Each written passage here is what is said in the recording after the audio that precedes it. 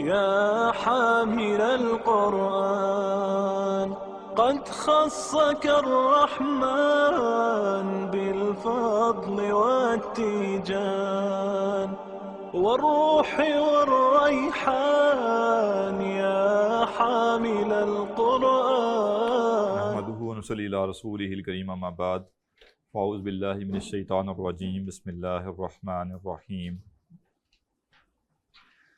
افلا يتدبرون القرآن ولو كان من عند غير الله لوجدوا فيه اختلافا كثيرا.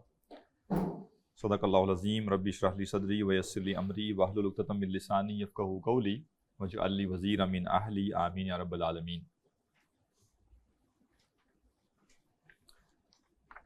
صفحہ نمبر کیا ہے؟ 61.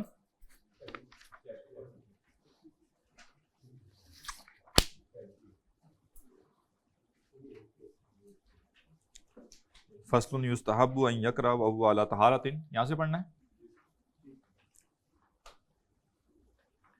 تو قرآن مجید کی تلاوت کے لیے طہارت کی جو شرط ہے اس کے بارے میں ہم پڑھ رہے تھے. پچھلی نشست میں ہم نے یہ پڑھا کہ تلاوت قرآن سے پہلے بھی مسواک کرنا مستحب ہے. فصل یستحب ان یقرأ وهو علی طہارۃ. مستحب یہ ہے کہ تلاوت طہارت کے ساتھ کی جائے، یعنی وضو کے ساتھ قرآن کی تلاوت کی جائے. فَإِن قَرَأَ مُحْدِثًا. اگر کوئی شخص بے وضو تلاوت کرے گا، جاز بِإِجْمَاعِ الْمُسْلِمِينَ. تو مسلمانوں کا اس پہ اجماع ہے کہ تلاوت بغیر وضو کے جائز. دو مسئلوں میں آپ نے فرق ذہن میں رکھنا ہے. قرآن مجید کو چھونا، اس کے لیے وضو کی شرط، یہ الگ مسئلہ ہے، اور قرآن کی تلاوت کرنا یہ الگ مسئلہ ہے. ضروری نہیں ہے کہ ہر دفعہ قرآن کی تلاوت قرآن کو چھو کر کی جائے. اگر کسی کو زبانی یاد ہے تو وہ تلاوت کر سکتا ہے، اور امت کا اس پہ اتفاق ہے کہ جو تلاوت ہے اس کے لیے وضو شرط نہیں ہے. وضو کس کے لیے شرط ہے؟ قرآن مجید یعنی مصحف کو چھونے کے لیے وضو ضروری ہے.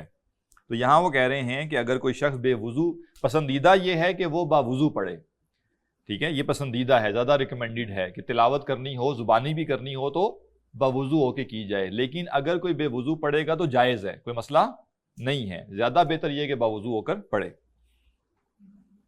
والاحادیث فیہ کثیرۃ معروفہ. اور اس بارے میں بہت سی معروف احادیث ہیں. قال امام الحرمین. امام الحرمین نے کہا ولا یقال ارتکب مکروہا. یہ نہیں کہا جائے گا کہ اس نے مکروہ کام کیا. اگر کسی نے بغیر وضو تلاوت کی تو یہ نہیں کہا جائے گا کہ اس نے کسی مکروہ کا ارتکاب کیا. بل ہوا تارک للافضل. بلکہ اس نے افضل کو چھوڑا ہے. تو اسلامی تعلیمات میں یہ چیز بڑی اہم ہوتی ہے کہ آپ کسی بھی معاملے کو اس کی صحیح جگہ پہ رکھیں. مکروہ ہے تو مکروہ رہنے دیں، حرام نہ بنائیں، اور حرام ہے تو حرام رہنے دیں، اس کو مکروہ نہ بنائیں. کوئی چیز مستحب ہے تو واجب نہ بنائیں، اور کوئی چیز افضل ہے اور آپ کسی نے نہیں کی تو آپ اس کو یہ نہ بتائیں کہ اس نے کچھ غلط کر دیا. تو بعض اوقات نیکی اور تقوی کے حوالے سے ہماری حساسیت بڑھ جاتی ہے، اور ہم کوئی نیکی یا تقوی جو خود اختیار کرتے ہیں تو جب کوئی اور وہ نہیں اختیار کر رہا ہوتا تو ہمیں لگتا ہے اس نے کوئی کمی کر دی ہے. تو ہم کہیں گے نہیں، کمی نہیں کی. جب کسی نے افضل کو چھوڑا ہے تو ہم کہیں گے کہ اس نے کوئی مکروہ کام نہیں کیا، بلکہ اس نے زیادہ افضل، جو زیادہ بہتر آپشن تھا، اس کو چھوڑ کے کم بہتر کو اڈاپٹ کیا ہے. فَإِن لَّمْ يَجِدِ الْمَاءَ تَيَمَّمَ. اگر تلاوت کرنے کے لیے وضو کرنا ہو اور پانی نہ ملے تو تیمم کر لے. وَالْمُسْتَحَاذَةُ فِي الزَّمَنِ الْمَحْكُومِ بِأَنَّهُ طُهْرٌ. اور جو مستحاضہ عورت ہے، ایک خاص قسم کا مرض ہے عورتوں کا، تو مستحاضہ عورت اس وقت حکماً طہر میں شمار ہوگی، ٹھیک ہے، یعنی وہ حالت طہر میں شمار ہوگی. تو حکمہا حکم المحدث، اس کا حکم بھی وضو والے جیسا ہے. یعنی مستحاضہ عورت جو ہے اس کے لیے شریعت کا حکم یہ ہے کہ اتنے ایام جو ہوں گے وہ اس کے حالت حیض میں شمار ہوں گے، اور باقی جو ایام ہوں گے اس کے وہ پاک شمار ہوں گے. تو کہہ رہے ہیں کہ وہ زمانہ جس میں اس کا حکم یہ ہے کہ وہ طہر میں ہے، اس وقت اس کو بھی وہی کرنا ہے جو کہ کسی عام شخص کو کرنا ہے. یعنی وہ بھی تلاوت کرے تو وضو کرے اور تلاوت کرے۔ حکمہا حکم المحدث، اس کا حکم بھی اس شخص کے مانند ہے جس کا وضو نہیں ہے، یعنی جیسے کسی کا وضو نہیں ہے تو وہ کیا کرے گا، وضو کر لے گا، ایسی مستحاضہ وضو کر لے گی۔ وَأَمَّا الْجُنُوبُ وَالْحَائِض، اور جہاں تک حالت جنابت والا شخص اور حائضہ عورت کا تعلق ہے، فَإِنَّهُ يَحْرُمُ عَلَيْهِمَا قِرَاءَةُ الْقُرْآنِ، ان دونوں پر قرآن کی قرات حرام ہے۔ حالت جنابت میں اور حالت حیض میں زبانی تلاوت کرنا بھی جائز نہیں ہے۔ سواء کان آیتن او اقل منہا، وہ کہہ رہے ہیں برابر ہے، چاہے ایک آیت ہو چاہے آیت سے کم ہو، تلاوت کرنا جائز نہیں ہے۔ وَيَجُوزُ لَهُمَا، اور ان دونوں کے لیے جائز ہے، اجراء القرآن علی قلبہما من غیر تلفظ، کہ یہ قرآن کو جاری کریں دل پر بغیر زبان سے الفاظ ادا کیے۔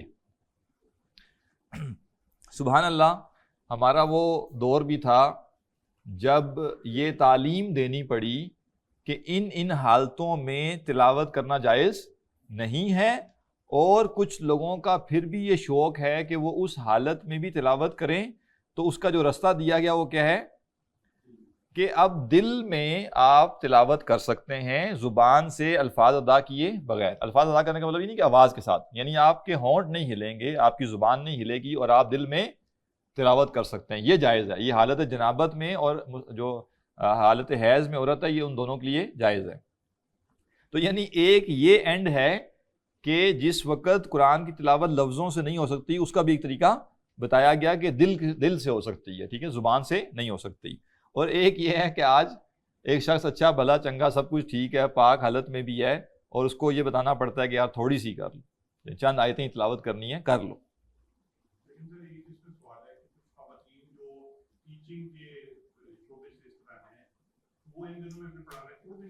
ہاں، اس کے لیے جو یعنی یہ پھر ایکسیپشن آ جاتا ہے نا، تو ان کے لیے جو پھر حکم ہے وہ یہی ہے کہ وہ سکھائیں گی لیکن وہ پھر تلاوت نہیں کریں گی، اس کی وہ لفظ کر کے بولیں گی۔ یعنی وہ جیسے ہوتا نا کہ جو تجوید پڑھا رہے ہوتے ہیں لوگ، بعض اوقات وہ قرات بھی کر کے سنا دیتے ہیں بیچ میں نا، یعنی ایک دو آیتیں پڑھائی پھر اس کی تلاوت کر کے، تلاوت وہ اس وقت نہیں کریں گی، وہ مخارج بتا دیں گے اس وقت کہ اس لفظ کو یوں ادا کرنا ہے، اس لفظ کو یوں ادا کرنا ہے، تو اتنی گنجائش ان کو دی گئی۔ تو کہہ رہے ہیں کہ ان دونوں حالتوں میں دل پر بغیر تلفظ کے قرآن کا جاری کرنا یہ جائز ہے۔ وَيَجُوزُ لَهُمَا النَّظَرُ فِي الْمُصْحَفِ، اور ان دونوں کے لیے مصحف کو دیکھنا بھی جائز ہے، چھونا جائز نہیں ہے، دیکھنا کھلا ہوا ہے تو دیکھنے میں حرج نہیں۔ وَإِمْرَارُهُ عَلَى الْقَلْبِ، اور مصحف کو اگر انہوں نے دیکھا تو مصحف پہ جو الفاظ لکھے ہوئے ہیں اس کو دل سے گزارنا یہ بھی جائز۔ وَأَجْمَعَ الْمُسْلِمُونَ، اور مسلمانوں کا اس پر اجماع ہے، عَلَى جَوَازِ التَّسْبِیحِ وَالتَّحْلِیلِ وَالتَّحْمِیدِ وَالتَّکبِیر، کہ تسبیح سبحان اللہ کہنا، تحلیل لا الہ الا اللہ کہنا، تحمید الحمدللہ کہنا، تکبیر اللہ اکبر کہنا یہ جائز ہے۔ اور کیا جائز ہے؟ وَالصَّلَاةِ عَلَى النَّبِی صلی اللہ علیہ وسلم، اور نبی صلی اللہ علیہ وسلم پر درود پڑھنا بھی جائز ہے۔ یعنی ان حالتوں میں، حالت حیض اور حالت جنابت میں یہ چیزیں جائز ہیں، اس پر امت کا اجماع ہے۔ ذکر کرنے میں مسئلہ نہیں ہے اور درود پڑھنے میں مسئلہ نہیں ہے۔ جی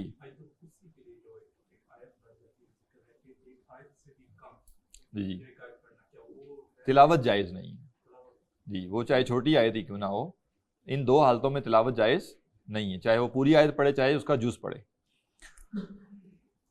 ان قال للانسان خذ الکتاب بقوہ، اگر یہ دو حالتوں والے لوگ کسی انسان سے کہیں، الفاظ کیا کہیں؟ خذ الکتاب بقوہ، کتاب کو مضبوطی سے پکڑو۔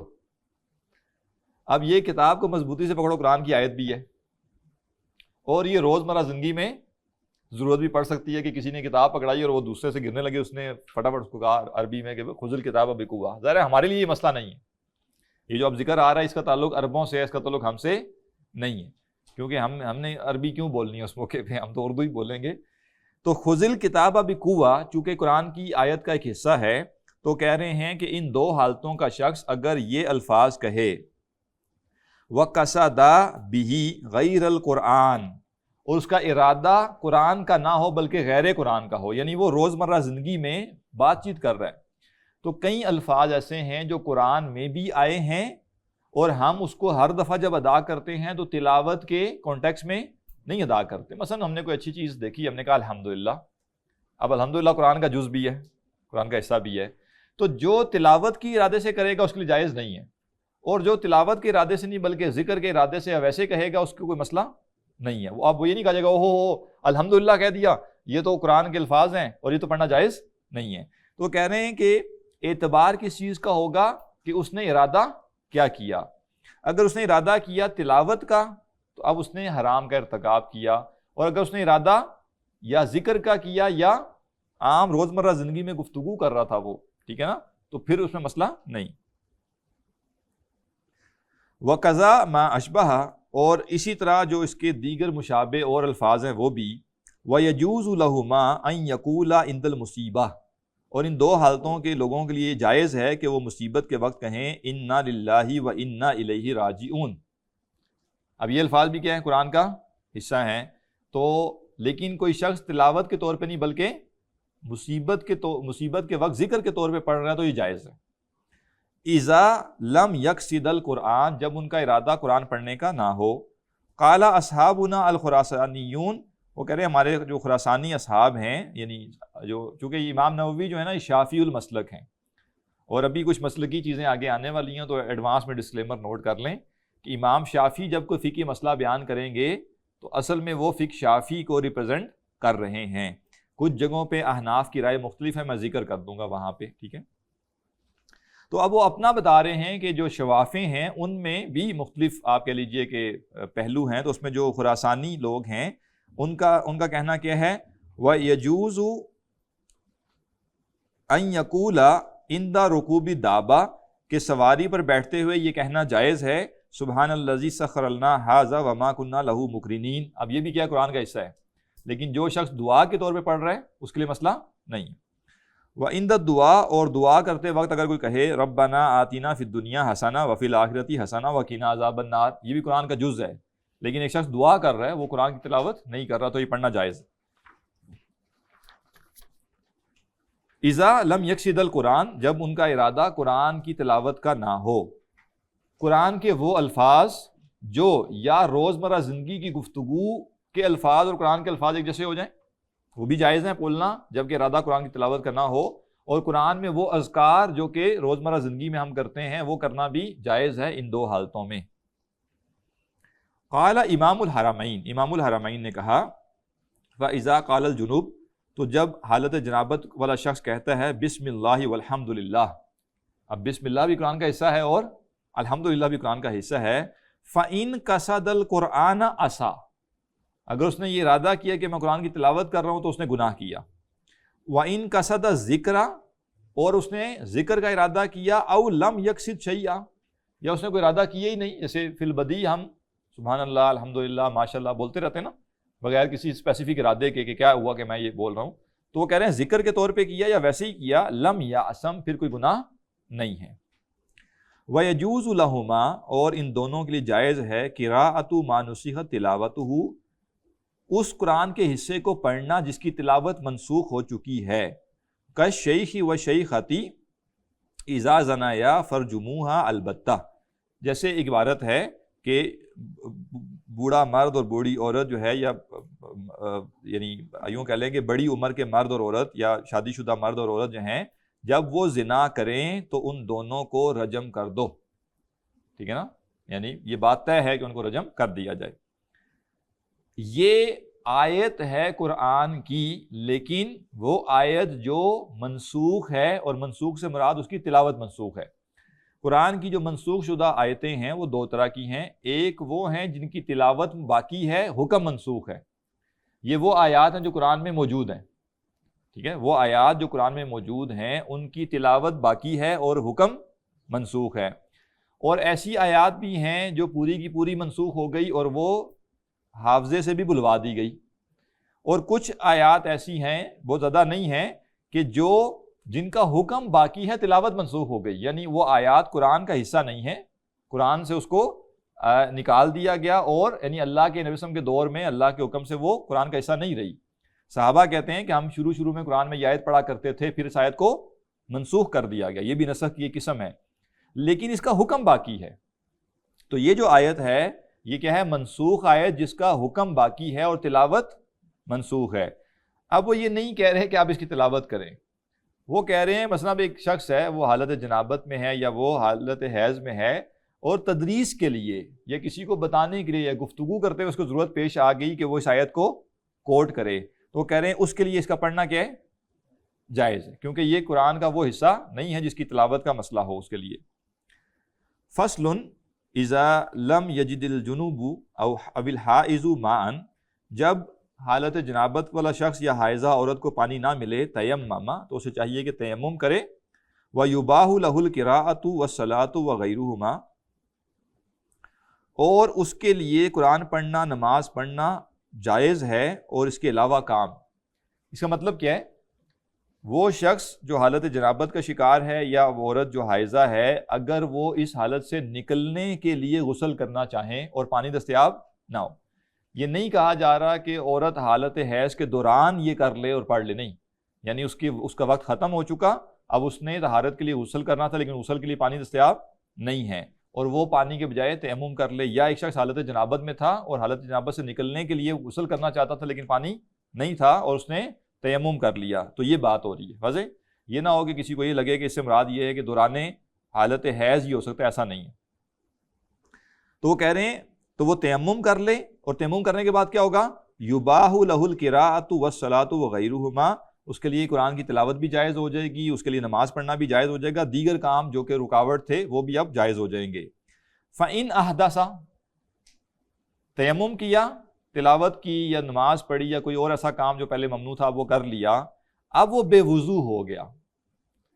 تیمم اس نے کس کے لیے کیا تھا؟ وضو کے لیے یا غسل کے لیے؟ غسل کے لیے۔ غسل کے بدلے تیمم کیا، اور تیمم کرنے کے بعد کچھ وقت کے بعد اس کا وضو ٹوٹ گیا، یعنی وہ حدث اصغر لاحق ہو گیا جس سے وضو ٹوٹتا ہے۔ اب کیا کرنا ہے؟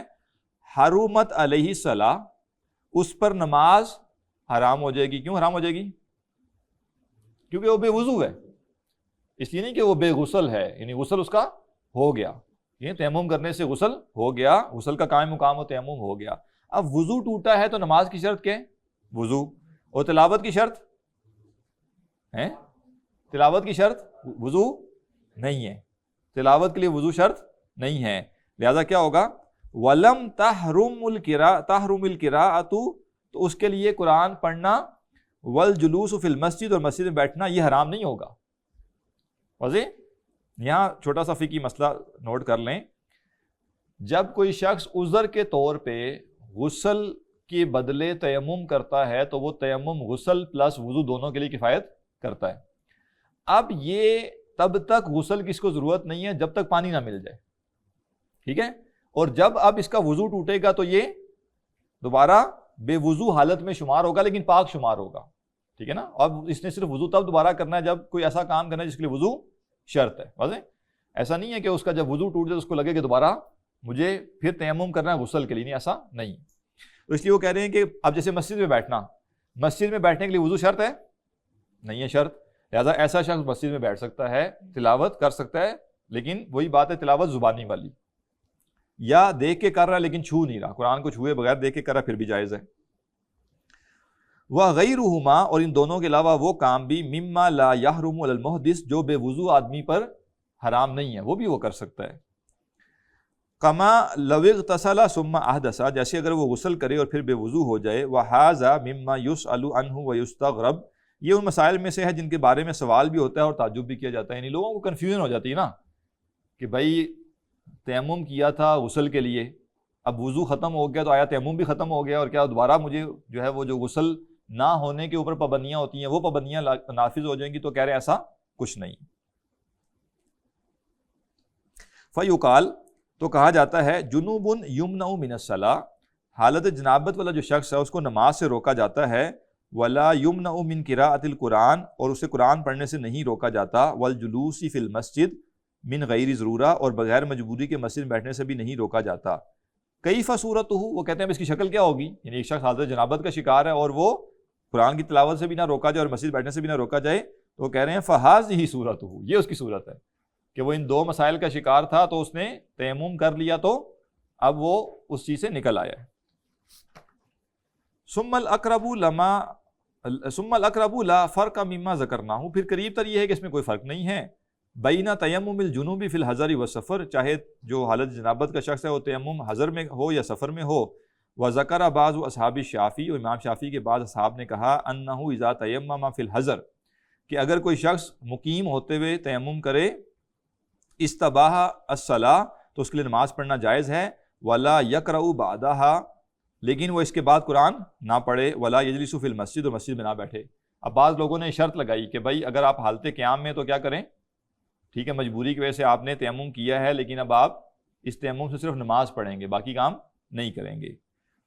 وصحیح، اور کہہ رہے ہیں صحیح رائے یہ ہے جواز ذالک کما قدمناہ، کہ یہ جائز ہے، یہ یعنی اس پچھلی رائے کی وہ نفی کر رہے ہیں، وہ کہہ رہے ہیں صحیح رائے یہ ہے کہ اگر کسی نے تیمم کر لیا پانی نہ ہونے کی وجہ سے، تو اب اس کے لیے ساری پابندیاں جو کہ ناپاک ہونے کی تھی وہ ختم ہو گئی۔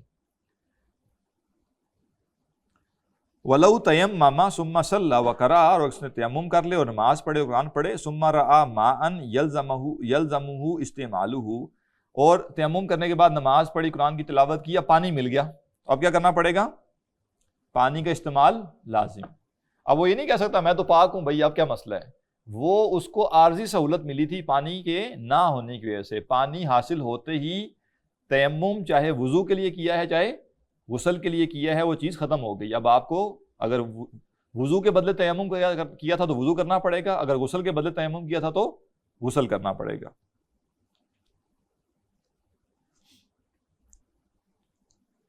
فَإِنَّهُ يَحْرُمُ عَلَيْهِ الْقِرَاءَةُ، اس پر قرآن کا پڑھنا حرام ہو جائے گا، وَجَمِيعُ مَا يَحْرُمُ عَلَى الْجُنُوبِ، اور وہ سب چیزیں بھی حرام ہوں گی جو حالت جنابت والے شخص پر حرام ہیں، حَتَّى يَغْتَسِلَ، یہاں تک کہ وہ غسل کر لے، وَلَوْ تَيَمَّمَ وَصَلَّى وَقَرَأَ، اور اگر وہ تیمم کرے نماز پڑھے قرآن پڑھے، ثُمَّ أَرَادَ التَّيَمُّمُ لِحَدَثٍ، پھر وہ وضو ٹوٹنے کی وجہ سے تیمم کرنا چاہے، أَوْ لِفَرِيضَةٍ أُخْرَى، یا کسی دوسرے فرض کے لیے، أَوْ لِغَيْرِ ذَلِكَ، یا کسی اور وجہ سے، فَإِنَّهُ لَا يَحْرُمُ عَلَيْهِ الْقِرَاءَةُ، تو اس پر قرات حرام نہیں ہوتی، علی المذہب الصحیح المختار، جو صحیح اور مختار رائے ہے اس کے مطابق، وفیہ فجف لبعض اصحاب الشافعی انہ لا یجوز، اور کہہ رہے ہیں امام شافعی کے بعض اصحاب جو ہیں ان کے نزدیک ایک رائے یہ ہے کہ جائز نہیں ہے، والمعروف اول، اور جو معروف بات ہے وہ پہلی والی ہے کہ جائز ہے، اور ایسا ہی ہے، سب فقہا کے نزدیک ایسا ہی ہے، بعض لوگوں نے شدت اختیار کی ہے لیکن زیادہ تر ایسا ہی ہے۔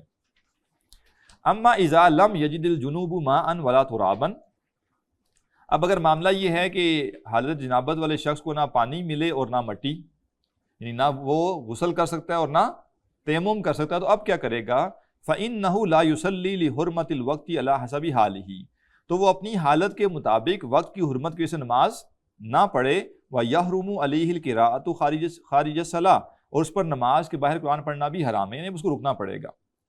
وَيَحْرُمُ عَلَيْهِ أَن يَقْرَأَ فِي الصَّلَاةِ مَا زَادَ عَلَى فَاتِحَةِ الْكِتَابِ، اور اس پر نماز میں سورہ فاتحہ سے زیادہ پڑھنا حرام ہے۔ یعنی دو چیزیں ہیں، ایک تو بعض فقہا یہ کہتے ہیں کہ اگر کسی شخص کو نہ پانی ملے نہ پاک مٹی ملے تیمم کے لیے اور نماز کا وقت نکل رہا ہو تو وہ کیا کرے، ٹھیک ہے، اب ایک رائے یہ ہے کہ وہ انتظار کرے گا اور جب اس کو پانی یا مٹی ملے گی تو وہ غسل یا تیمم کر کے قضا نماز ادا کرے گا۔ دوسری رائے یہ ہے کہ نہیں، اب چونکہ اس کی مجبوری ہے لہذا وہ کیا کرے گا، نماز ادا کر لے گا بے وضو اور بغیر تیمم اور بغیر غسل کے، لیکن یہ نماز وہ دہرائے گا بعد میں، ٹھیک ہے۔ اور تیسری رائے یہ ہے کہ وہ نماز کی حالت پیدا کرے گا لیکن وہ نماز کے اندر پڑھے گا نہیں، یعنی قیام کرے گا، رکوع کرے گا، سجود کرے گا، لیکن تلاوت نہیں کرے گا، اور جب وہ اس کو غسل کے لیے پانی مل جائے گا یا تیمم کے لیے مٹی مل جائے گی تو اب وہ نماز قضا کرے گا۔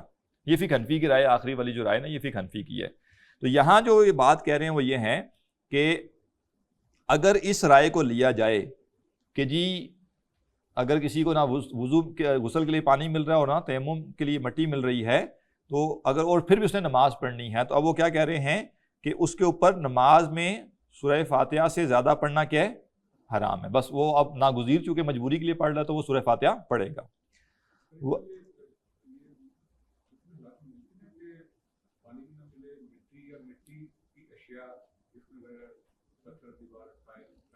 ہاں جی ہاں بالکل بالکل ممکن ہے یہ، ٹھیک ہے نا. مطلب کیسے ممکن ہے؟ ایسے ممکن ہے کہ ایک شخص بالکل برفانی جگہ پہ ہے، برف بھی جمی ہوئی ہے، مٹی اس کو مل ہی نہیں رہی، ٹھیک ہے نا، اور برفانی علاقے میں ہونے کی وجہ سے وہ زیادہ ٹریول بھی نہیں کر سکتا کہ وہ بہت زیادہ ٹریول کر کے ڈھونڈے. اور بالفرض PIA سے آپ سفر کر رہے ہیں اور جہاز کا پانی ختم ہو گیا، ٹھیک ہے، تو یا تو آپ ساتھ لے کے گئے ہوئے ہوں، وہ ایئرپورٹ پہ روک لیں گے، پتہ نہیں کون سی چرچ لے کے جا رہا ہے، اس کو نکال کے رکھ لیں ہیں، تو وہ مٹی بھی نہیں ہوگی اور پانی بھی نہیں ہوگا. تو پاسبل ہے، ٹھیک ہے، پاسبل ہے ایسی حالت جس میں نہ پانی ہو اور نہ مٹی ہو. اور زیادہ تر یہ تب ہوتا ہے جب انسان محصور ہے، وہ چاہ کے بھی چلتی ہوئی ٹرین ہے، پانی نہیں ہے، اب آپ کیا کریں گے؟ پاکستان ریلوے ہے، اگر اکانومی کلاس ہے تو اتنی مٹی باہر سے آ جائے گی کہ آپ تیمم کر سکیں. فائدے بھی تو ہوتے ہیں نا، دیکھیں کچھ چیزوں کے، تو پاکستان ریلوے کے یہ فضائل بھی ہیں.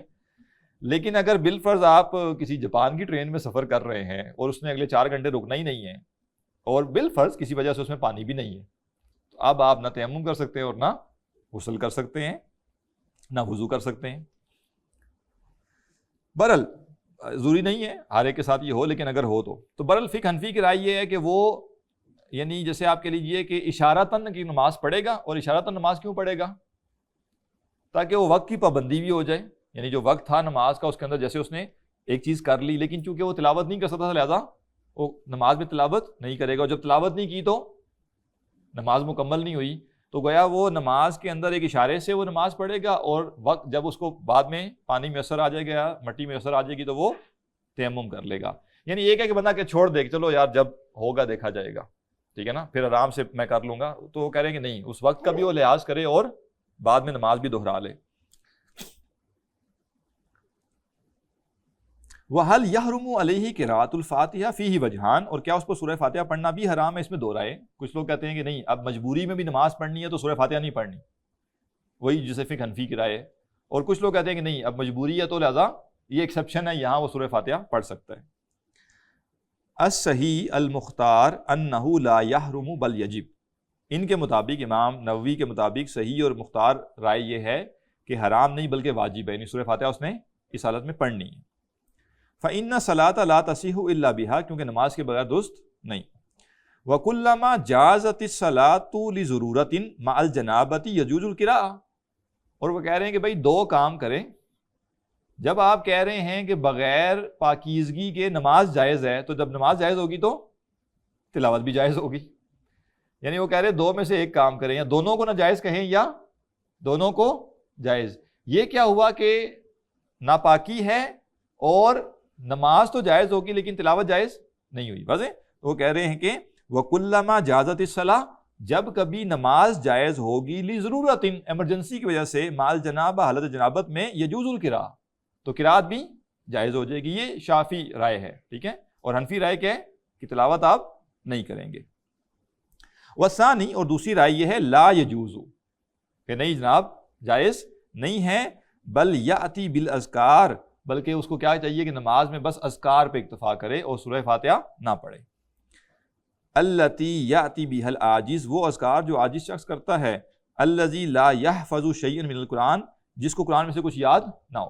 یعنی ایک شخص ہے، اسے نماز پڑھنی ہے، نیا نیا مسلمان ہوا ہے، یا نیا نیا ہے کیا کہیں گے اس کو، دین پر عمل کرنا شروع کیا، اور کچھ بھی اس کو یاد نہیں. تو جب اس نے پہلی نماز پڑھنی کیا کرے گا؟ قرآن تو یاد نہیں ہے اس کو، تو نماز میں کیا کرے گا؟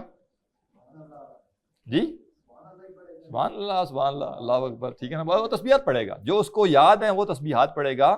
تو کہہ رہے ہیں کہ دوسری رائے یہ ہے کہ نہیں، تلاوت جائز نہیں ہے، بلکہ وہ کیا کرے گا، اس حالت میں اذکار پڑھے گا، اور وہ اذکار جو کہ عاجز شخص پڑھتا ہے، ٹھیک ہے نا، جو کہ جس کو قرآن میں سے کچھ یاد ہی نہیں ہے. لِأَنَّ هَذَا عَاجِزٌ شَرْعًا فَصَارَ كَالْعَاجِزِ حِسًّا، کیونکہ یہ شخص شرعاً عاجز ہے، یعنی شریعت کی ایک پابندی جس وجہ سے یہ رکا ہوا ہے، عاجز ہے. اور وہ جو دوسرا شخص تھا وہ تو حقیقتاً عاجز تھا، ٹھیک ہے نا، اس کا تو مسئلہ تھا، یکدم مسلمان ہوا، ایک دم سے کیسے قرآن یاد کر لے گا اور کیسے نماز میں پڑھ لے گا. والصواب الاول، اور صحیح رائے وہ کہہ رہے ہیں پہلی ہے.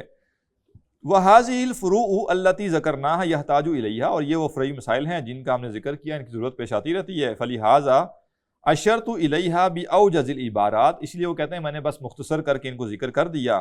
والا فلها ادلۃ وتمات کثیرہ، یہ لفظ مجھے لگتا ہے کچھ صحیح نہیں ہے.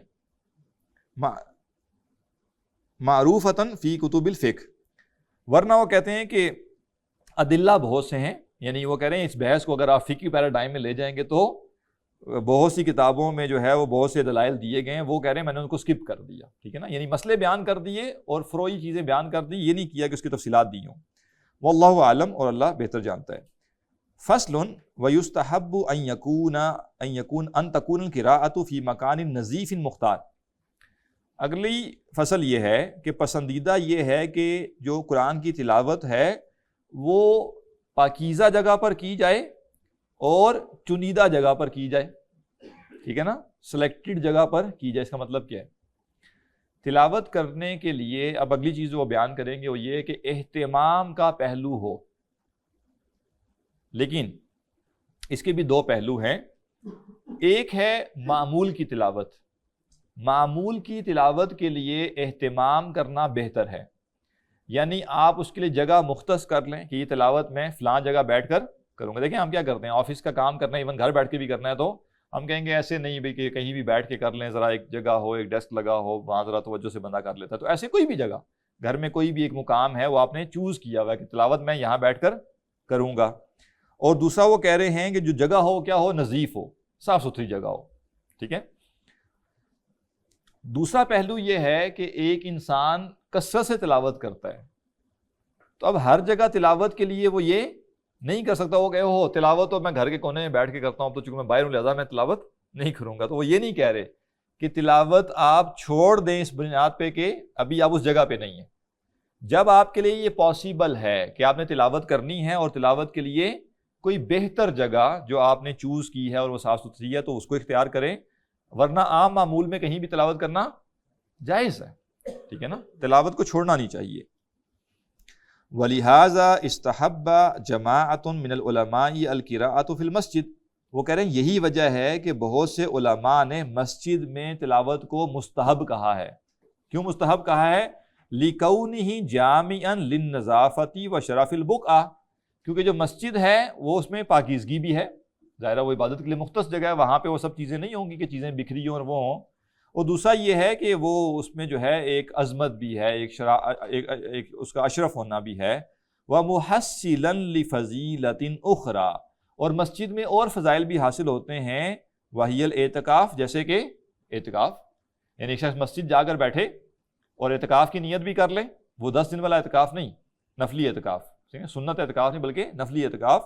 تو اعتکاف کا بھی اجر ملے گا، ساتھ میں تلاوت کا بھی اجر ملے گا، ساتھ میں مسجد میں بیٹھنے کا بھی اجر ملے گا. تو یہ کہہ رہے ہیں کہ تلاوت کے لیے پسندیدہ یہ ہے کہ انسان مسجد میں جائے. اگین اب یہ نہیں ہے کہ آپ کہیں چونکہ مسجد نہیں جا سکتا لہذا میں تلاوت ہی نہیں کرتا.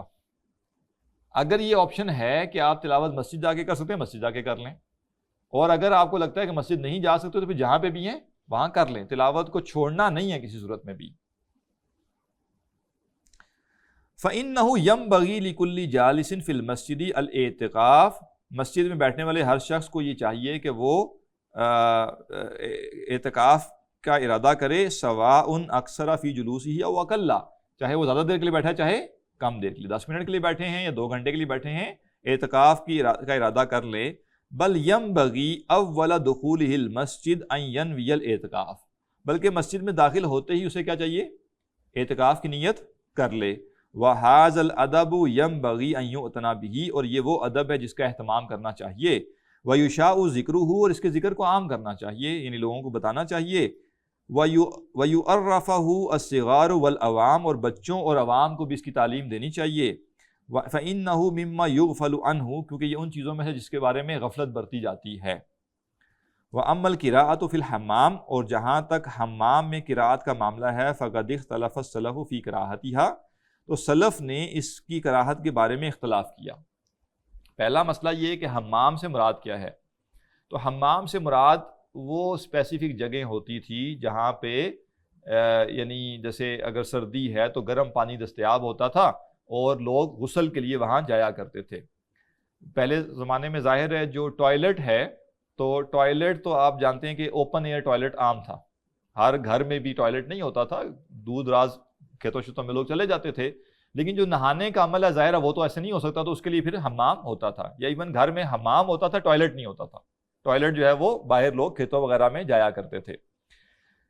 اور ایون ریسنٹ ہسٹری میں بھی آپ جائیں اگر آج سے، بلکہ ابھی بھی گاؤں دیہاتوں میں شاید آپ کچھ جگہوں پہ ابھی تک باقی ہو کہ ٹوائلٹ الگ ہوتا تھا اور غسل خانہ الگ ہوتا تھا. ٹھیک ہے نا، یعنی 2 کمرے چھوٹے چھوٹے ہوتے تھے سیپریٹ، دونوں کا اپنا اپنا دروازہ ہے باہر سے، اور نہانے کی جگہ الگ ہے اور غسل کی جگہ واش روم جو ہے وہ ٹوائلٹ الگ ہے. اور ریکمینڈیڈ یہی ہے.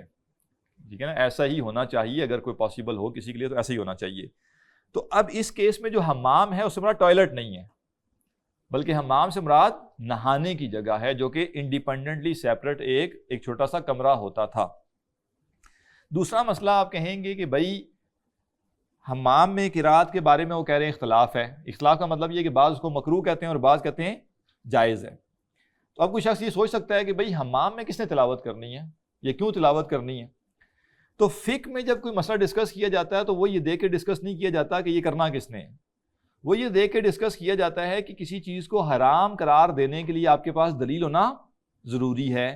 تو بعض فقہا کہتے ہیں کہ حمام میں تلاوت کا ممنوع ہونا، حرام ہونا، اس کی دلیل نہیں ہے، لہٰذا ہم یہ کیسے کہیں کہ حرام ہے. اس کا یہ نہیں مطلب کہ وہ کہہ رہے ہیں کہ کرو.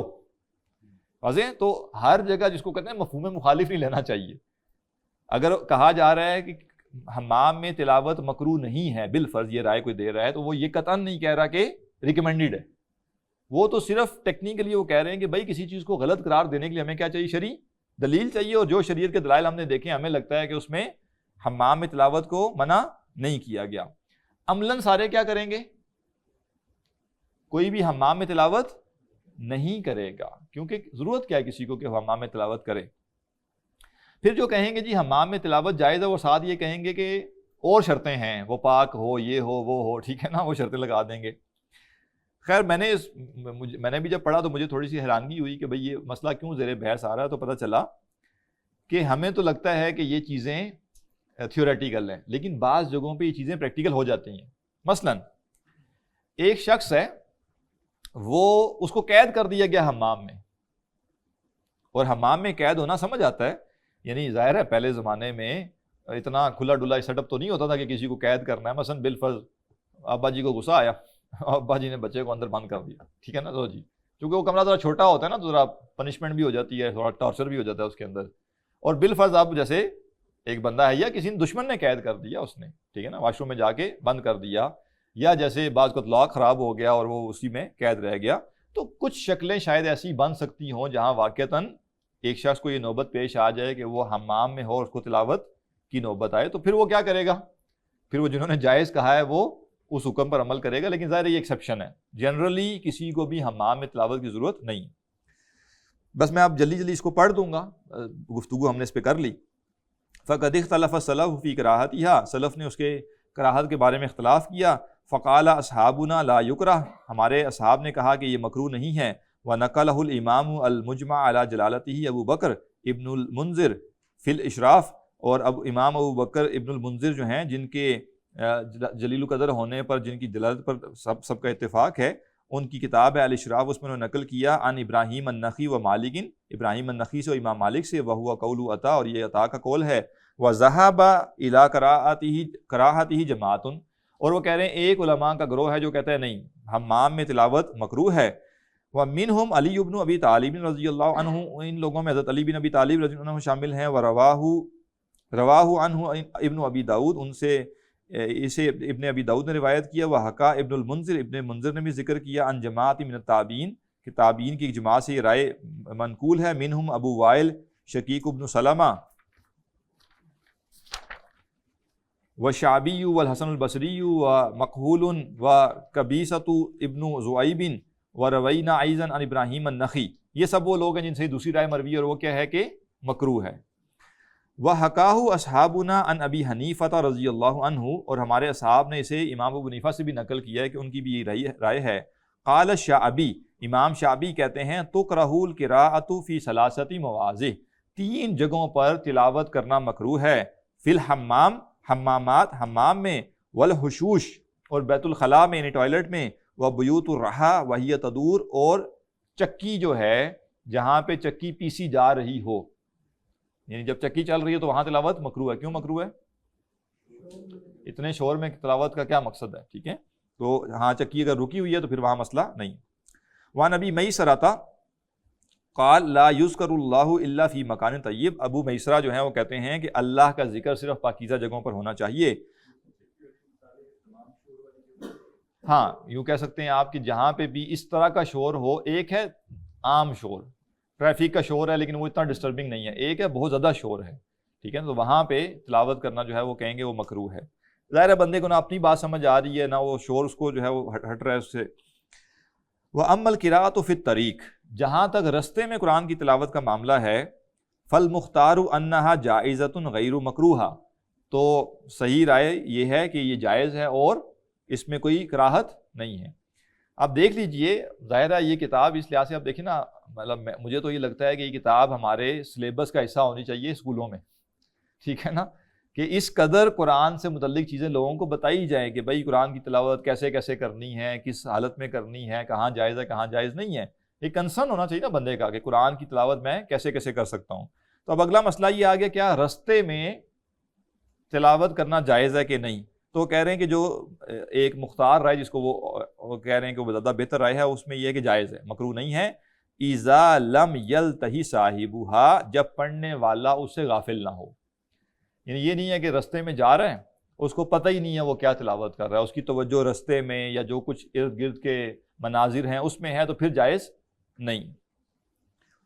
فَإِنِ انْتَهَا عَنْهَا كُرِهَتْ، اور اگر وہ غافل ہو اپنی تلاوت سے تو پھر یہ مکروہ ہو جاتی ہے۔ كَمَا كَرِهَ النَّبِيُّ صلی اللہ علیہ وسلم الْقِرَاءَةَ لِلنَّاسِ، جیسے نبی صلی اللہ علیہ وسلم نے اس شخص کی قرات کو منع کیا یا ناپسند کیا جو اونگ رہا ہو، کیوں؟ مخافۃ من الخلط، اس اندیشے سے کہ وہ خلط ملط کر دے گا، آیتیں آگے پیچھے کر دے گا۔ اب ایک بندہ اونگ رہا ہے اور تلاوت کر رہا ہے تو اس کو کہا گیا بھائی چھوڑ دو تلاوت، اونگتے ہوئے تلاوت نہ کرو، تمہیں پتہ ہی نہیں تم کیا پڑھ رہے۔ اسی طرح جو شخص سفر کر رہا ہے، رستے میں چل رہا ہے، کوئی بھی ٹریولنگ میں ہے، اس کی توجہ اپنی تلاوت کی طرف نہیں ہے تو اس کے لیے تلاوت کرنا مکروہ ہے، اور اگر توجہ ہے تلاوت پہ تو پھر وہ کہہ رہے جائز۔ وَرَوَا ابو داؤد عن ابی درداء رضی اللہ عنہ، ابو داؤد جو ہے انہوں نے حضرت ابو درداء سے روایت کیا، انہو کانا یقرأ فی الطریق، کہ وہ رستے میں قرآن پڑھا کرتے تھے۔ وَرَوَا عمر بن عبد العزیز رحمہ اللہ، اور عمر بن عبد العزیز رحمہ اللہ سے روایت ہے، انہو اذن فیہا، کہ انہوں نے بھی اس کی اجازت دی۔ قال ابن ابی داؤد، ابن ابی داؤد نے کہا، حدثنی ابو الربیع، کہ مجھ سے ابو ربیع نے بیان کیا، قال اخبرنا ابن وہب، کہ ہمیں ابن وہب نے بتایا، قال سألت مالکا، وہ کہتے ہیں کہ میں نے امام مالک رحمہ اللہ سے پوچھا، ان الرجل یصلی من آخر اللیل، کہ وہ شخص جو کہ رات کے آخر میں نماز پڑھتا ہے، فیخرج الی المسجد، پھر وہ مسجد کی طرف نکلتا ہے، وقد بقی من السورۃ التی کان یقرأ فیہا شیء، کہ وہ سورت جو وہ پڑھ رہا تھا اس کا کچھ حصہ باقی رہ جاتا ہے، یعنی اس نے تہجد پڑھی اور کچھ حصہ اس کا باقی رہ گیا، اور اب وہ مسجد سے گھر سے نکل کے مسجد آیا ہے فجر پڑھنے کے لیے، تو کیا وہ مطلب کر سکتا ہے؟ قال ما اعلم القراءۃ تکون فی الطریق، امام مالک نے کہا بھائی مجھے نہیں پتا کہ رستے میں بھی تلاوت ہو سکتی ہے، انہوں نے اس سے یعنی کہا کہ نہیں ایسا نہیں ہو سکتا۔ وہ کریہ ذالک، کو اسے ناپسند کیا، وہذا اسناد صحیح عن مالک رحمہ اللہ، اور یہ صحیح سند ہے امام مالک سے۔ تو امام مالک کی رائے یہ ہے کہ رستے میں تلاوت کرنا صحیح نہیں ہے، اور اوبیس بات ہے کہ ان کا کنسرن کیا ہوگا، انسان کی توجہ نہیں ہوگی، تو گویا جو ڈیسائسو چیز ہے نا وہ اصل میں ہے توجہ۔ اگر آپ رستے میں چلتے ہوئے یا کوئی اور کام کرتے ہوئے تلاوت کر رہے ہیں، اگر تو توجہ ہے، اور توجہ کا مطلب کیا ہے کہ آپ صحیح پڑھ رہے ہیں، آپ اونچ نیچ نہیں کر رہے، تو پھر آپ پڑھ لیں، اور اگر توجہ نہیں ہے اور پتہ نہیں چلا سورت شروع کوئی اور کی تھی اور وہ ایک آیت متشابہ لگی اور جم کر کے کسی اور صورت پہ چلے گئے اور بس پڑھتے جا رہے ہیں، پھر وہ کہہ رہے ہیں مناسب نہیں۔ وَهَذَا إِسْنَادٌ صَحِيحٌ عَنْ مَالِكٍ رحمہ اللہ، اور یہ صحیح سند سے امام مالک سے یہ مروی ہے۔ اب آگے کچھ مزید آداب ہیں وہ انشاءاللہ اگلی کلاس میں ہم پڑھیں گے، سوال ہے تو کر لیجئے۔ یہ سننے کے بارے میں کیا قرآن گاڑی میں سنتے ہیں اور توجہ نہیں ہوتی، جی ڈسکشن بھی چل رہی ہوتی ہے، ہاں جی، قرآن کی جو قرات سننے کا معاملہ ہے، خاص طور پہ چونکہ اب ریکارڈڈ ملتی ہے، تو حکم یہی ہے کہ جب قرآن پڑھا جائے تو خاموش رہو اور اس کو سنو۔ تو اگر ایک شخص گفتگو کرنا چاہتا ہے تو اب تلاوت اس کو روکنی پڑے گی، یہ نہیں ہو سکتا کہ تلاوت بھی لگی ہوئی ہو اور گپ شپ بھی ہو رہی ہو، یہ نہیں ہو سکتا۔ اور ایسی جگہ بھی تلاوت نہیں لگانی چاہیے آڈیو یا ویڈیو کی شکل میں جہاں لوگ کوئی نہ کوئی ضروری کام کر رہے ہوں. بعض اوقات لوگ یہ بھی کر لیتے ہیں نا کہ بھائی دکان میں جو ہے صبح تلاوت لگا دی, ساتھ ہی گاہک بھی ڈیل ہو رہے ہیں, ساتھ میں لوگ گزر بھی رہے ہیں, باہر کے اور کام کاج بھی چل رہے ہیں, تو ایسی جگہ پہ تلاوت اتنی بلند آواز میں نہیں لگانی چاہیے, کیونکہ تلاوت جہاں جس کے کان میں پڑے گی اس کے لیے سننا ضروری ہے. اور اگر کسی نے ایسی جگہ لگا دی ہے جہاں لوگوں کے لیے سننا مشکل ہو رہا ہے کیونکہ وہ اپنے روزمرہ کے کاموں میں لگے ہیں, تو پھر گناہ گار یہ شخص ہے نا جس نے ان کو اس آزمائش میں ڈال دیا کہ وہ خاموش ہوں اور سنیں ہی سنیں. یا جیسے کوئی سفر کر رہا ہے وہ اس نے وہاں پہ لگا دی تو یہ مناسب نہیں ہے. دوسری جو چیز ہے وہ یہ ہے کہ تلاوت تب ہی سننی چاہیے جب انسان کی کسی حد تک توجہ ہو اس کی طرف, ذہن کہیں کا کہیں گیا ہوا ہے, اس کو پتہ ہی نہیں ہے تلاوت لگی ہوئی ہے, تو یہ مناسب نہیں ہے. اس سے کیا ہوتا ہے کہ ہماری حس کم ہوتی چلی جاتی ہے, ٹھیک ہے نا. پھر ہمارے لیے قرآن سننا اتنی بڑی بات ہی نہیں ہوتا, بس ٹھیک ہے پلے کر دیا, لگے ہوئے ہیں اپنی ذہن کی میں پلاننگیں میں چل رہی ہیں, ٹھیک ہے نا, سارے وہ عمارتیں بھی ذہن میں چل رہی ہیں اور ساتھ میں تلاوت بھی چل رہی ہے. تو نعوذ باللہ یہ بیک گراؤنڈ میوزک کا جو کانسیپٹ ہے نا, اس کو تلاوت کے ساتھ نہ جوڑا جائے. جیسے لوگ ہوتے ہیں نا میوزک چلا کے اپنے کام بھی کر رہے ہیں, باقی سب چیزیں کر رہے ہیں, تو ہر چیز ہم نے وہاں سے اٹھا کے یہاں نہیں لانی. تو تلاوت جب بھی سننی ہے ایک حد تک توجہ ہوگی تب سنی جائے, اور اس کے بیچ میں گفتگو نہ کی جائے, اور گفتگو کرنا ہو تو تلاوت کو روک کر گفتگو ضروری کر کے پھر اس کو دوبارہ سنا جائے, اور اسی طرح سنا جائے کہ صرف جس نے سننا ہے وہ سنے. زبردستی بعض کا ایسا بھی ہوتا ہے نا کہ آپ کسی کے ساتھ گاڑی میں بیٹھے اور 3-4 لوگ ایک گاڑی میں بیٹھ کے سفر کر رہے ہیں, تو حضرت صاحب نے ساتھ ہی وہ اس کو پلے کر دیا اور تلاوت والا چینل پکا لگا بہت. اب پورے رستے جو ہے وہ تلاوت چل رہی ہے, بھئی آپ نے تو سننی تھی, باقی ساروں کو تو آپ نے زبردستی سننا ہی. تو ٹھیک ہے اچھی بات ہے, نیک بات ہے, لیکن باقیوں پر لازم تو اس کو نہ کریں. تو اس لیے ایسا نہیں کرنا چاہیے. یا پھر سب سے پوچھ لیا جائے, ٹھیک ہے نا, کہ بھائی میں لگانے لگا ہوں, کوئی مسئلہ تو نہیں ہے. جی سر ہم نے کافی فضائل پڑھ لی ہیں تلاوت کے بارے میں, جی لیکن جتنے بھی صحابہ کے اقوال بیان ہوئے ہیں یا امام شافعی نے یا امام بخاری نے جو تلاوت کی بات کی ہے, تو ایک تو یہ تھا کہ وہ اہل زبان تھے اور ان کے مخاطبین بھی عرب تھے, تو شاید آگے چل کے اس میں ترجمے کا یا سمجھنے کا ذکر اس لیے نہ آئے کیونکہ وہ عربی جانتے تھے, مطلب بھی مفہوم بھی جانتے تھے. اب ہم اجمی ہیں تو اجمیوں کے لیے یہی شیڈیول فالو ہوگا یا انڈرسٹینڈنگ کو زیادہ توجہ؟ ہاں, قرآن کا جو فہم ہے نا, ایسا نہیں ہے کہ جو اہل زبان تھے ان کو درکار نہیں تھا. آپ یوں کہہ سکتے ہیں کہ اسٹیپ 1 ان کے پاس پہلے سے تھا. فہم قرآن کے اگر سے 10 درجات ہم بنائیں تو اہل عرب جو تھے وہ 10 کے 10 درجات سے واقف نہیں تھے, بلکہ صرف جو پہلا درجہ تھا اور وہ کیا تھا کہ الفاظ کے معنی ان کو سمجھ آ رہے ہیں. میں ایک مثال عرض کرتا ہوں سادی سی. ہم سب یہاں اہل زبان ہیں, یعنی اردو جاننے والے ہیں نا, تو ہم سب کو اقبال کی شاعریاں پڑھ سکتے ہیں, لیکن کیا ہوگا, بہت سے اشعار کی ہمیں سمجھ نہیں آئے گی. کیوں نہیں آئے گی؟ ہم اہل زبان تو ہیں. اب دیکھیں باقاعدہ اقبالیات میں پی ایچ ڈیز ہو رہی ہیں, پوری اقبال کی میں پڑھائی جاتی ہیں, تشریح کی جاتی ہے اس کی. کیوں؟ کیونکہ کلام ہے نا, وہ سادی سی باتیں تو نہیں ہیں ساری. اسی طرح قرآن بھی اللہ کا کلام ہے, تو ہر عرب قرآن نہیں سمجھتا. ہاں یہ عربوں کو ایڈوانٹیج ضرور ہے کہ جو ہمارا ترجمے کا مسئلہ ہے, یعنی ہمیں جو بات ترجمہ کر کے سمجھ آتی ہے وہ بات ان کو ترجمے کے بغیر سمجھ آتی ہے, لیکن اس کے بعد قرآن کی باقی ساری چیزوں کو سمجھ لینا یہ ان کے لیے بھی کیا ہے, ان کو علم حاصل کرنا پڑتا ہے. تبھی تو یہ اہل علم جو تھے 10 15 20 سال قرآن کا علم حاصل کرتے تھے. تو ہم یہ کہیں گے کہ ہم میں اور ان میں بس ایک فرق ہے, اور وہ فرق یہ ہے کہ ان کو ترجمہ پڑھنے کی ضرورت نہیں تھی اور ہمیں ترجمہ بھی پڑھنا ہے. اس سے آگے ہم اور عرب کیا ہیں, ایک برابر ہے. ہاں ایک ایڈوانٹیج ہم یہ کہہ سکتے ہیں اور ہے, اور وہ یہ ہے کہ قرآن چونکہ جو عرب دنیا تھی اس سے فیملیئر ہو کے نازل ہوا, یعنی وہ اسالیب اور وہ چیزیں, جیسے اب ایک اسلوب ہے نا کہ آنکھوں کی ٹھنڈک, ٹھیک ہے نا, تو اس کا ظاہر ہے عربوں کے ہاں اس کا ایک مطلب تھا. وہ گرم تیز دھوپ میں جب سفر کرتے تھے اور پھر جب وہ چھاؤں آتی تھی تو وہ پورا جب ان کا ایک سینیریو ہوتا تھا, تو کئی محاورے یا کئی اسالیب, جیسے اونٹ کا ذکر قرآن مجید میں ہے, ٹھیک ہے نا, تو اب ظاہر ہے وہ عربوں سے وہ ہے, یہ ایک ایج ان کو ضرور حاصل ہے. اب اگلی بات یہ ہے کہ کیا تلاوت قرآن جس طرح ہمیں یہاں ہم نے پڑھا ہمارے لیے بھی ایسے ہی ہے, یا یہ عربوں کے لیے ہے اور اجمیوں کے لیے فہم زیادہ اہم ہے؟ تو ہم یہ کہیں گے کہ تلاوت اپنی اس کی اہمیت ہے, اس کا اپنا مقام ہے, اور فہم کا اپنا ہے. فہم کی وجہ سے تلاوت کم نہیں کی جائے گی اور تلاوت کی وجہ سے فہم چھوڑا نہیں جائے گا, توازن قائم کیا جائے گا. فہم کا تو کوئی اینڈ نہیں ہے نا, فہم تو کبھی بھی اینڈ نہیں ہوگا. تو یہ نہیں ہوگا کہ انسان کئی سال تلاوت نہ کرے, زیادہ ہلکی پھلکی تلاوت کرے اور وہ کہے کہ میں نے فہم میں اپنے آپ کو لگایا ہے۔ پھر یہ بات بھی ذہن میں رکھنی چاہیے کہ یہ اللہ سبحانہ تعالیٰ کے الفاظ ہیں، اس کا کلام ہے، اس کی جو روحانی برکات ہیں وہ حاصل ہوں گی ہمیں فہم سے نہیں بلکہ الفاظ کے زبان سے ادا کرنے سے۔ تو لہٰذا ہم روحانی برکت بھی حاصل کرتے ہیں تلاوت کے ذریعے۔ ایون اگر بیسک فہم بھی بندے کا ہے تو جب قرآن کی تلاوت بار بار کرے گا تو کیا ہوگا، اس کے مضامین ذہن میں راسخ ہوں گے۔ اور پھر ایسا ہوتا ہے روزمرہ زندگی میں جو آپ کی چل رہا ہوتا ہے، اگر آپ ایک ریزنیبل پورشن قرآن کا روزانہ تلاوت کریں اور آپ کو سمجھ آ رہا ہے، یعنی ترجمہ آپ نے پڑھا ہوا ہو، تو آپ کو کوئی نہ کوئی اشارہ مل جاتا ہے کہ اچھا میں جو اس مسئلے کے لیے پریشان ہوا ہوں، دیکھو قرآن تو یہ کہہ رہا ہے، ٹھیک ہے نا۔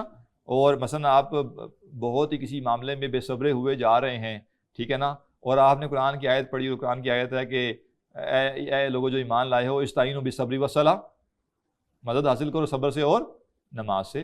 تو جس کو ترجمہ بھی سمجھ آ رہا ہے، تفسیر چھوڑ دیں، اس کو فوراً بات کلک کر دے گی کہ میں نے کیا کرنا ہے، صبر کرنا ہے، اور اگر مجھے مسئلہ ہے تو میں کیا کروں، نماز پڑھوں، یعنی نفلی نمازیں جو ہیں وہ پڑھوں، اللہ سے دعا کروں۔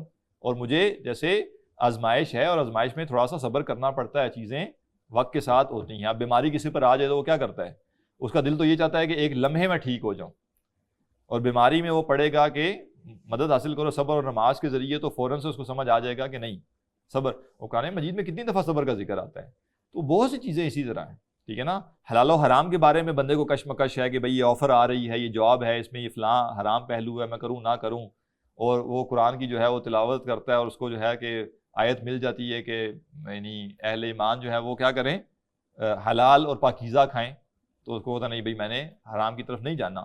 واقعتاً بہت سی آیات بندے کو فوراً کلک کرتی ہیں کہ اچھا یہ جو میرا روزمرہ زندگی میں معاملہ چل رہا ہے یہ اس سے ریلیونٹ ہے۔ تو تلاوت اپنی جگہ اس کی اہمیت ہے اور فہم کی اپنی جگہ اہمیت ہے، اس بیلنس کو آؤٹ نہیں کرنا چاہیے، کسی ایک کو زیادہ وقت دے کر دوسرے کو کم۔ چلیں، سبحانک اللہم و بحمدک، نشہد ان لا الہ الا انت، نستغفرک و نتوب الیک۔